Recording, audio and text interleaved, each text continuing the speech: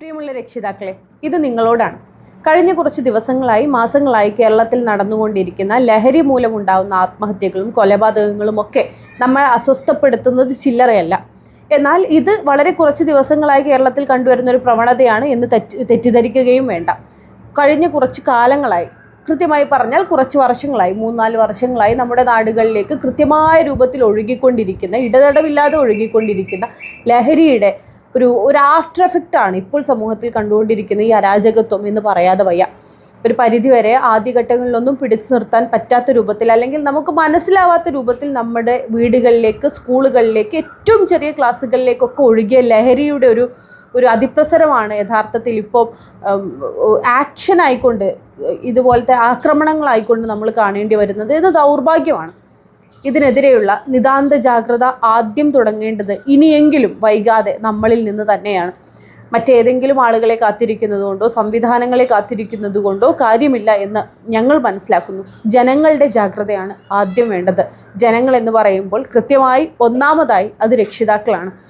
ഇങ്ങനെയുള്ള കുട്ടികളിലുള്ള മുഴുവനായ അക്രമവാസനകൾ, അത് ലഹരി മൂലവും അല്ലാതെയും ഉണ്ടാകുന്ന അക്രമവാസനകളെ തടയാനുള്ള ഒന്നാം വിദ്യാലയം എന്ന് പറയുന്നത് വീടാണ്.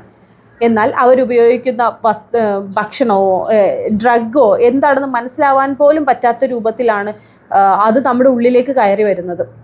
മുൻപുണ്ടായിരുന്നതിൽ നിന്ന് വ്യത്യസ്തമായിക്കൊണ്ടുള്ള പുതിയ സിന്തറ്റിക് ഡ്രഗുകൾ ഉപയോഗിച്ച് കഴിഞ്ഞാൽ പോലും മനസ്സിലാവാത്ത രൂപത്തിലാണ് അവരെ അടിമപ്പെടുത്തിയിട്ടുള്ളത്.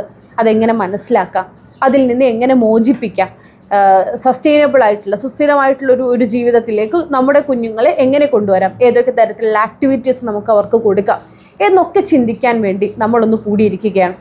അങ്ങാടിപ്പുറം ആസ്ഥാനമായി കഴിഞ്ഞ് കുറച്ച് വർഷങ്ങളായി പ്രവർത്തിക്കുന്ന ഫോർ ലൈഫ് എന്ന് പറയുന്ന സംഘടന ഈ വരുന്ന മാർച്ച് 23-ന് കോട്ടപ്പറമ്പ് LP സ്കൂളിൽ വെച്ച് രക്ഷിതാക്കളുടെ ഒരു സംഗമം വിളിച്ചു ചേർക്കുന്നു.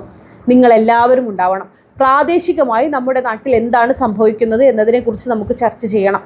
എവിടെ നിന്നാണ് ലഹരി നമ്മുടെ നാടുകളിലേക്ക് ഒഴുകുന്നത് എന്നതിനെക്കുറിച്ച് ചർച്ച ചെയ്യണം. അത് കൃത്യമായ രൂപത്തിൽ പ്രതിരോധിക്കാനുള്ള മാർഗങ്ങൾ നമുക്ക് ഉണ്ടാക്കിയെടുക്കണം. അതിനുള്ളൊരു ചർച്ചാവേദിയായിക്കൊണ്ടാണ് യഥാർത്ഥത്തിൽ ഈ സംഗമം ഉണ്ടാവുന്നത്.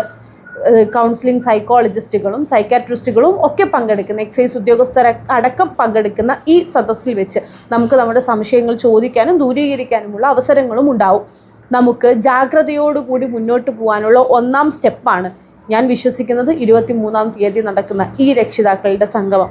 നിങ്ങളേവരും ഉണ്ടായിരിക്കണം. കാരണം ഈ പറഞ്ഞ പോലെ നമുക്ക് മറ്റാരുടെയെങ്കിലും മേലിൽ പഴിചാരി സമയം കളയാൻ നമ്മുടെ കയ്യിൽ സമയമില്ല.